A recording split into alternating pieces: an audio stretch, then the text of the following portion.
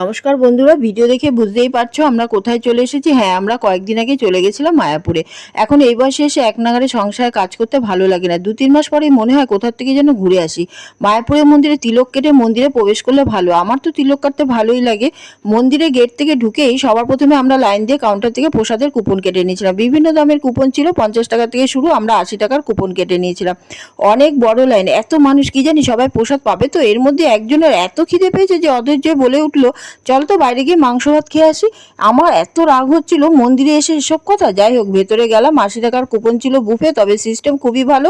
একসাথে 2-3 হাজার মানুষ একসাথে খেতে পারবে। তবে একটা কথা বলতে ভুলে গেলাম, মন্দিরের ভেতরে ঢোকার সময় ব্যাগ মোবাইল জমা দিতে হয়। তবে রাধাকৃষ্ণকে, শ্রী চৈতন্যকে দেখে সত্যি মন ভরে গেল। রাধাকৃষ্ণের সামনে থেকে আসতে ইচ্ছা করছিল না, তো গোমাতা দেখে আরো মন ভরে গেল। এত শান্ত গোমাতা, সব মিলিয়ে খুব ভালো লেগেছিল। নতুন ইসকন মন্দিরে এখনো কাজ চলছে, মন্দির এখনো ওপেন হয়নি। আজ আসি, আবার আসবো নতুন এক